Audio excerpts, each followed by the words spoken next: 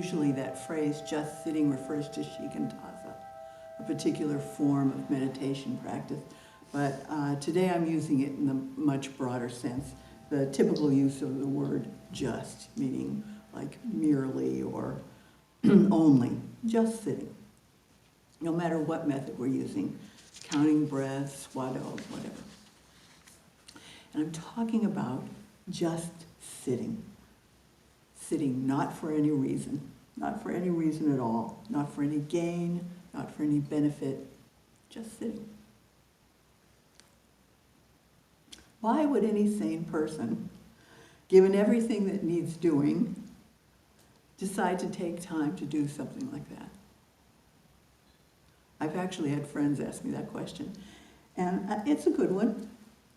For those of us who long for a world with greater kindness and as much happiness as possible for as many people as possible, and want to be part of making that happen, why would we decide to just sit down for a time, half an hour, longer when you're doing retreats, day after day, sit down and practice doing nothing? I think it's a legitimate question. Time is precious. So a couple of months ago, I had this thing happen to my back. I got 2 pinched nerves in my back. I have never known pain like this before. Yeah, I couldn't sit, I couldn't stand, I couldn't lie down, I couldn't walk without hurting. I got so, it went on long enough, that was all I thought about. How to ease the pain, how to get comfortable. And that experience made me think of this old essay I read by a young monk who'd gone to a country, to a place where the people were literally starving. I mean, really starving. So much so that they really didn't have anything to give the monks when they came around with their begging bowls. And that was how this young monk learned what hunger really meant.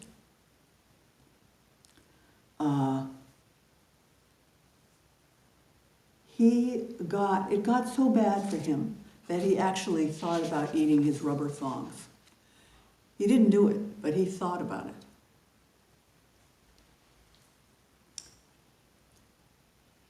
Hunger, pain, can take over everything. And there are millions of people on this planet living that way right now. In 2024, 673 million people were hungry, experienced hunger. That's 1 out of every 11. And the consequences, especially for children, are devastating. Other people are unhoused. There's old people who would love to have a visit from someone. There are kids who could use a big brother or a big sister. There's so much that needs doing on top of everything else that we already have on our plates. So why aren't you and I spending this time feeding people or helping the unhoused or any of the innumerable things we could be doing whenever we can? Is sitting a bit indulgent? Look around in the world today, and everything seems to be about gain or loss. Lately, even having empathy has been weighed on a scale. You'll hear people talk about how empathy is for losers. Shouldn't we be countering that? Well, yeah. Yeah, we should. It's our bodhisattva vow, Zen practitioners, right? To save all beings from suffering. And yet, in fact, our practice of just sitting is about doing absolutely nothing. No plus and minus at all. No pluses or minuses. And that's what makes it the most all-encompassing thing we can do. Just sitting can not only open our eyes and our hearts more to the pain that's clearly all around us, the suffering that's all around us, but it can bring us into a place beyond separateness, a place of deep connection.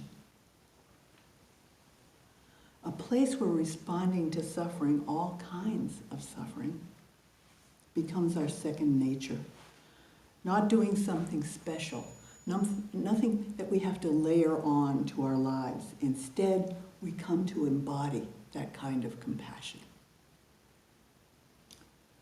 When we take the time to sit without longing for anything, without chasing anything, without doing anything, this is the place from which we can begin to recognize ourselves, recognize what we are, see our true nature. We begin to have appreciation and gratitude just for being alive, which is an amazing thing in itself. You get any idea how rare a human birth is? I mean, I Googled it. It's rare. Google even said humanity is this tiny branch on the big tree of life. There are like quintillions, and that's a real number, of bugs. A little bit, fiddle with the DNA a little bit, and you're a June bug or a banana. So damn.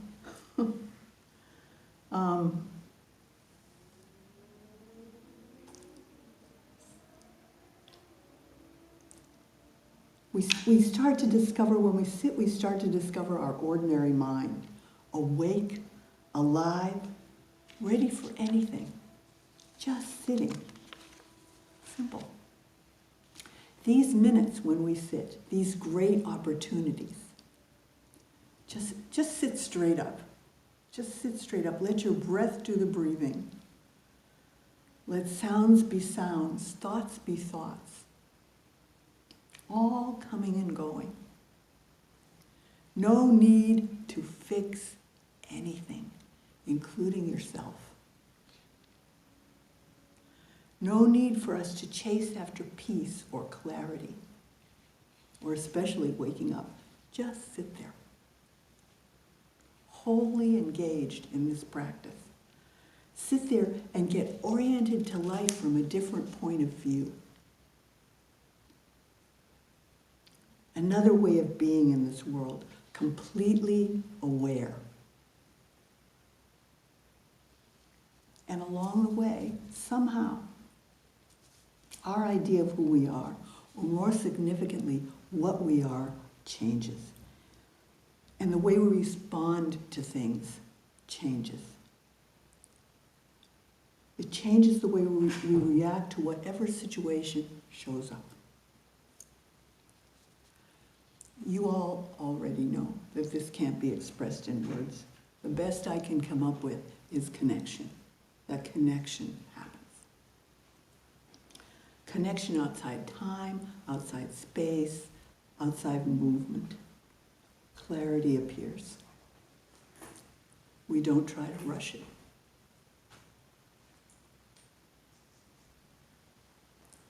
We try to be patient. Rest. Rest in openness to the totality of present moment awareness. We each have our own reasons for being here. Some people come for stress relief. Some feel that something's missing in their lives. Some are facing serious grief or illness. Some just want to find a way to relax. Some come wanting to be a better person. Lots of reasons. Some even want to know what it was that Buddha saw from underneath that Bodhi tree. At the same time, we've got all these things pulling at us, right? We've got everything trying to catch our attention. Our money, our thumbs up or likes. We're barraged by promises of products that will give us a quick fix, whether it's a drug or a great shiny vacation. The news screams headlines at us all the time. But all of it, somehow tries to make us feel as though we've got something missing, that we're inadequate somehow, that we're not enough. when we sit, all that just falls away, right? It just falls away. This practice isn't about self-improvement. This practice isn't about taking care of yourself. It isn't about what we can get out of it. It's in no way a means to an end. It's simply the manifestation, the embodiment of who we truly are. Our true selves. One teacher said, we don't practice to become something else. We practice to come home to what we already are. It's the subtle activity of allowing all things to be at rest, including yourself, completely at rest. Rest in openness to the totality of present moment awareness. Look how foreign that is to us. We're constantly being told that we live to acquire. To acquire. There's that phrase, the one who dies with the most toys wins. Really? Instead, what this practice does is bring our attention home. Lets us all unpack all that stuff that's scrambling around in our heads. Shuffle it off to the dump. It gives us freedom to come and go, survive the difficulties, be refreshed, be resilient. And there's nothing magic about it. Nothing magic about it at all. Because really, it's just the nature of things. It's just the nature of things. It's reality. It's our true selves. Allowing ourselves this time to be still opens up our lives to us. It changes how we relate to things. And it helps us see that all things, and the astonishing variety of things is so amazing. Every single thing, nevertheless, every single thing that's so completely itself, utterly unique, but the real amazement of it all is the deep connection. The deep connection among all things, the oneness with all that is. It's in that deep stillness that we start to appreciate our lives as vast, as ungraspable, boundless. We can see that life is just this, just what's happening now. Again, this practice isn't about self-improvement. Self-improvement is kind of a perk, a side effect. What Shakyamuni Buddha saw from under the Bodhi tree was his own true nature, and the true nature of all the 10,000 things, including us, including you and me. And that we are, just as we are. Nothing is missing.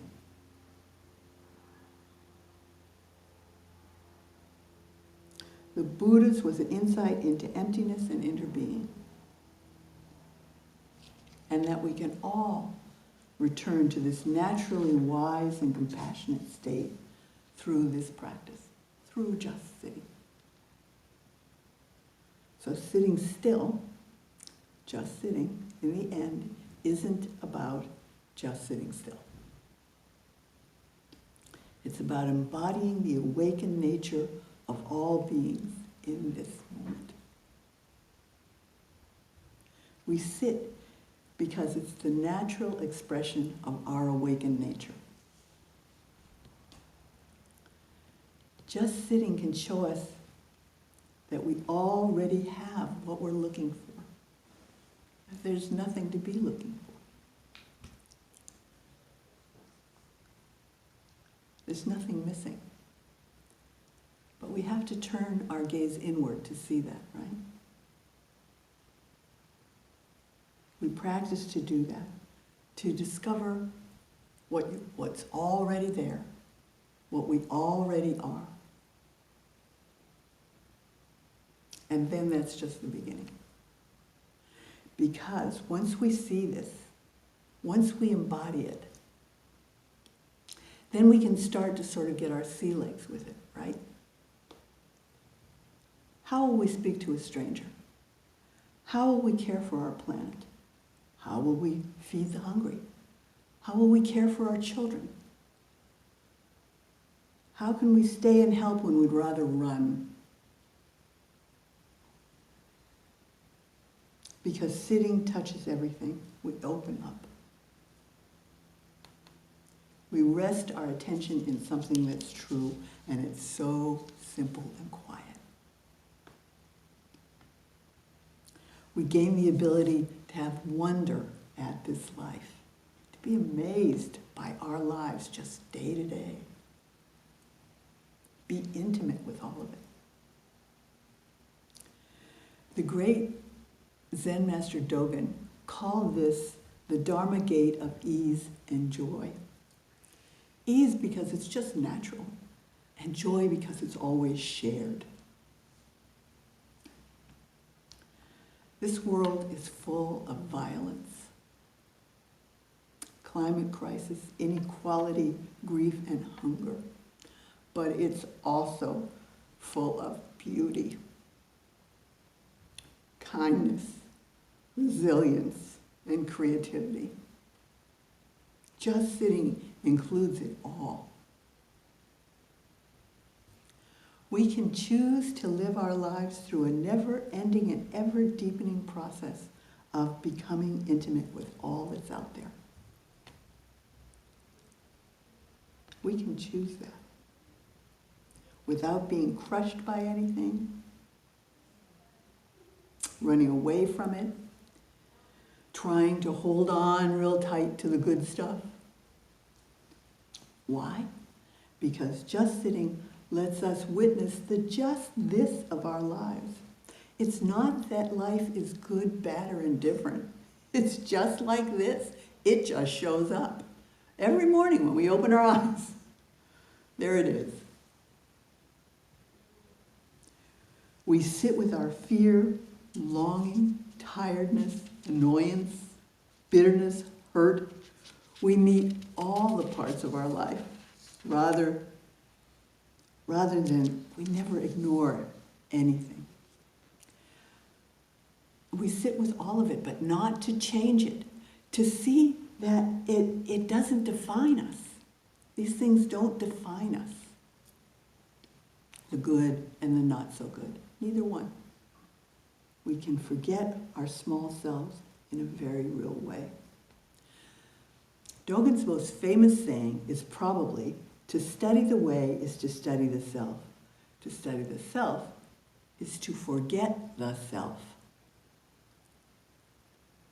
To forget the self is to be awakened by the 10,000 things. He's talking, I think, about a steady, gradual evolution of how we experience ourselves right here, right now.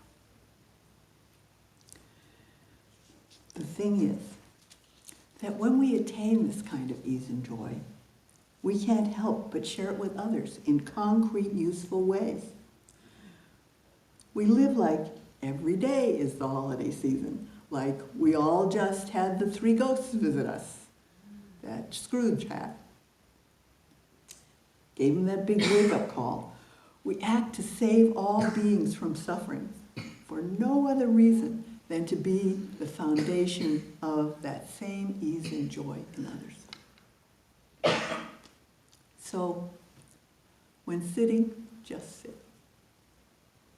Right today, no worries about scolding yourself because your mind is running or you're distracted. It doesn't matter. You can rest in this moment. Whatever it is, again and again. Practice doesn't make our problems go away. It helps us meet them.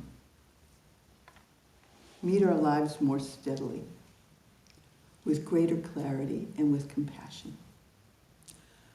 Practice doesn't feed the hungry. Neither do you. You're just the vehicle that the universe is using to feed the hungry. We're all in this together. So, taking time to do nothing is a pretty radical act these days.